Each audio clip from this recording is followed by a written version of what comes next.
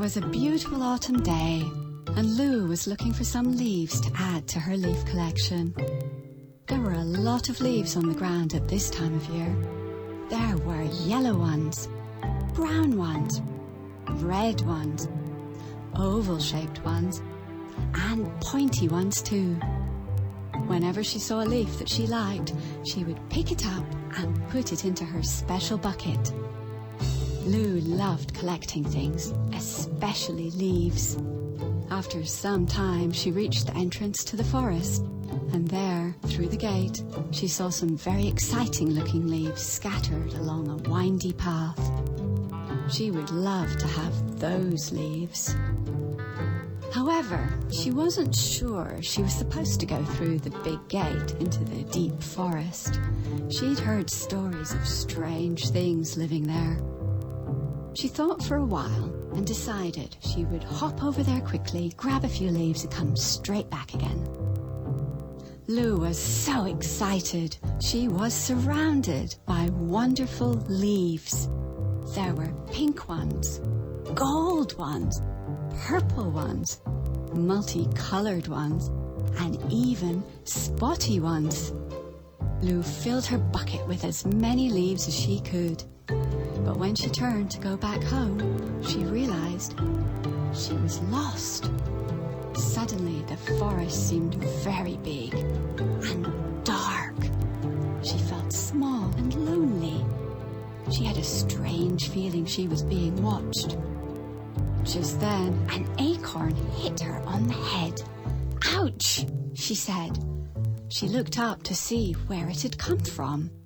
And there, high up in the trees, were more leaves. But not just ordinary leaves. These were the wrong kind of leaves. It was well known throughout the forest that the wrong kind of leaves were a bit naughty. Now Lou was lost and cross. Just as one of the leaves was about to throw another acorn, there was a very loud, funny noise. It frightened all of the leaves away. There, in the trees, was the creature which made the noise. Lou was very pleased. "A moogong!" she cried with joy.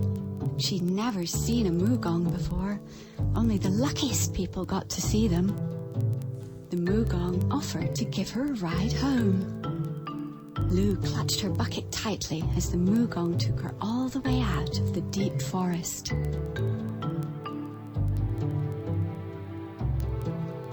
Lou thanked the moogong. The moogong bowed her head in return and slipped back into the forest. That night, while Lou stuck her new leaves into her scrapbook, she looked out of her window. There are some horrid things out there, she thought, but it's nice to know there are some friendly things too.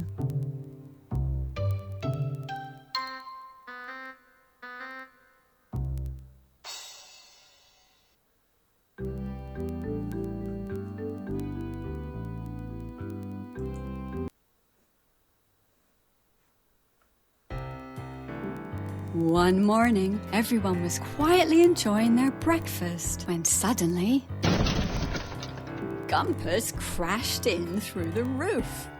"Sorry," he said. "That's strange," thought Lou. "That's the third time this week Gumpus has fallen out of the sky. The other day, while walking in the forest, they found him tangled up in a tree. Then there was the day he splashed down into the mud at Bosworthy's farm, confusing all the pigs. Lou simply had to know what Gumpus was up to, so she came up with a plan to find out. The very next day, she set off with Bodman to solve the mystery. After a long walk, they reached the edge of the great forest, where Gumpus lived in a tall, wonky treehouse. "Shh," Lou whispered. "Let's hide." They ducked behind a bush and kept a lookout for Gumpus. There was no sign of him anywhere. "Where is he?" wondered Lou. They heard some loud noises coming from the shed. "What's he doing in there?" thought Lou. Suddenly, Gumpus drove out of the shed in his very latest invention. Wow, a camper van, cried Lou and Bodman. Gumpus disappeared round the back to make some final adjustments.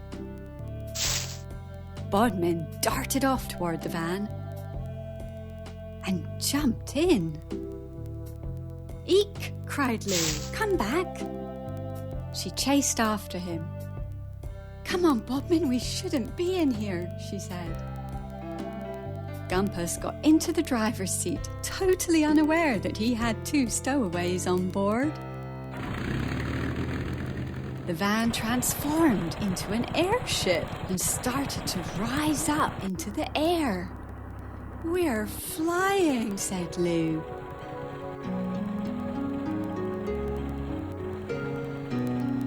They stared in wonder at all the strange and fascinating forest creatures as they drifted by.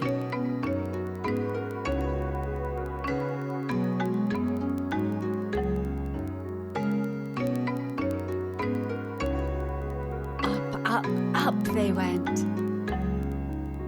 right up through the treetops, out above the forest canopy, high into the sky.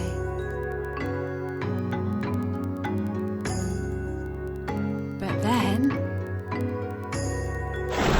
Gumpus had steered them into a tree.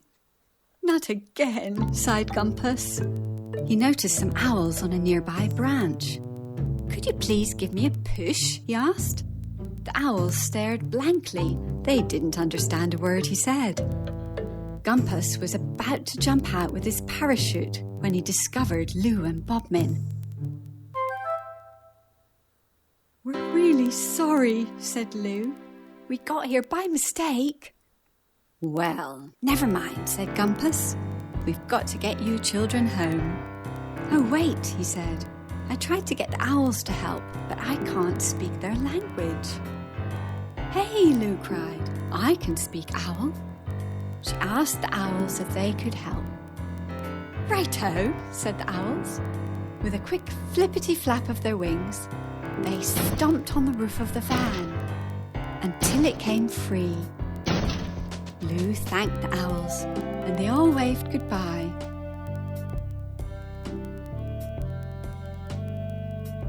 Gumpus flew Lou and Bodman home,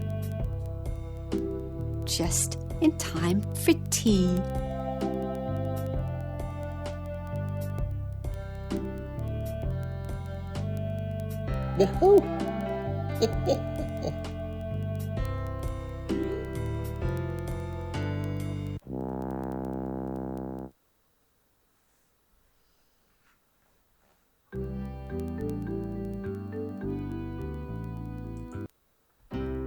It was cold and wintry outside, so Lou and Bodman were staying indoors playing a game. Lou was very pleased with herself because, as usual, she was winning. She beamed a big proud grin to herself while Bodman took his turn. Suddenly the whole game shook and all the pieces got jumbled up. When Lou looked down to take her turn, she was surprised to see that she wasn't winning anymore. Just as she was about to get cross, it happened again. Oh, they both said. What was that? Lou cried. And then it happened again.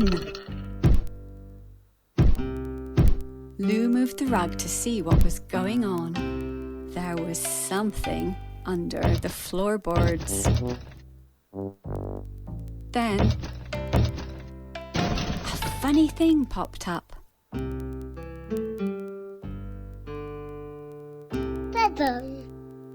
Paul Parrot and Mina rushed in to see what all the noise was about. When they looked down, they were delighted. What is it? Asked Lou. It's a baby Fungoom, said Mina. When Fungooms are born, they just spring up out of the earth. You never know when or where they'll appear, but it's usually somewhere warm and cozy. They decided to call him Beanie. Beanie decided to cry.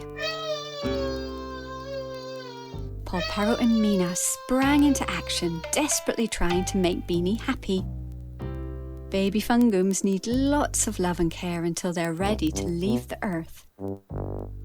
That night, all comfy and warm, Beanie had a lovely, dreamy sleep.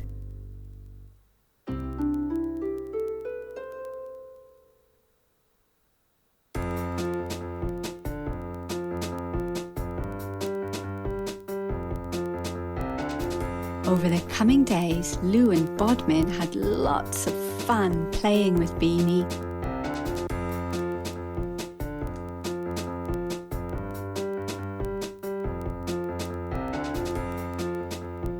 Until one morning, Polperro and Mina were rudely awoken by banging and crashing noises coming from the kitchen.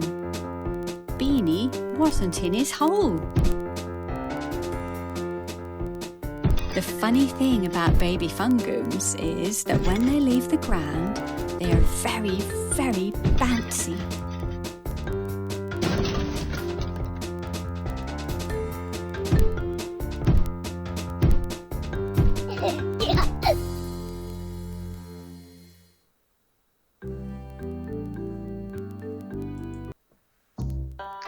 One day, Bodman decided to go on an adventure.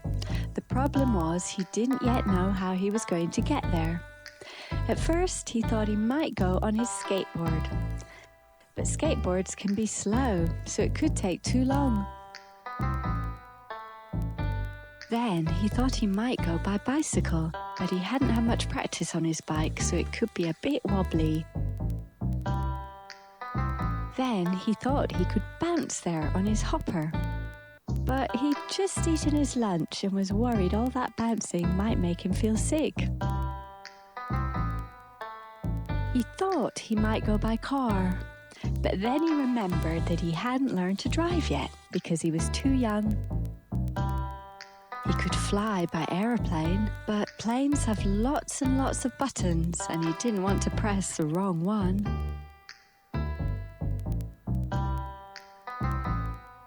Then he thought he could go by rocket ship.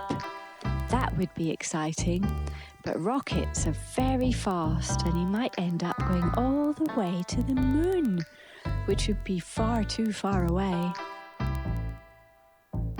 Bodman thought and thought. Then he had a brilliant idea. The best way to go on his adventure would be to walk. Bodman loved walking.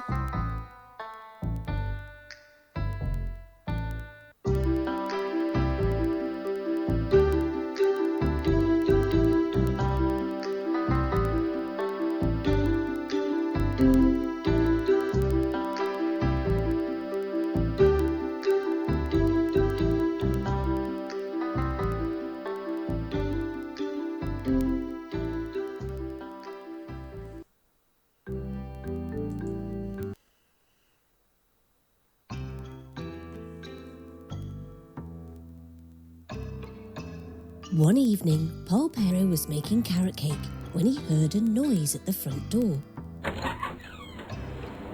There, standing in the doorway, was a big blue monster.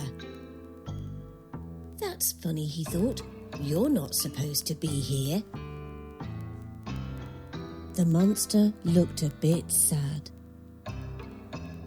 Polperro decided to try and cheer him up with some cake.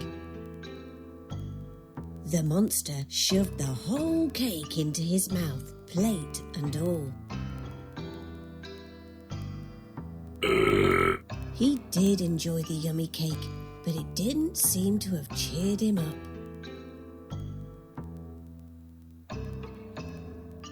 Then Bodman, Lou and Mina came into the kitchen for their cake. They noticed the sad monster.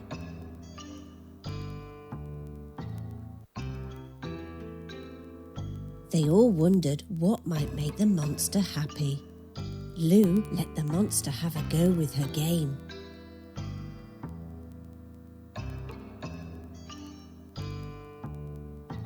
The monster was very good at it. He even got a high score. But when he handed it back to Lou, he still looked unhappy.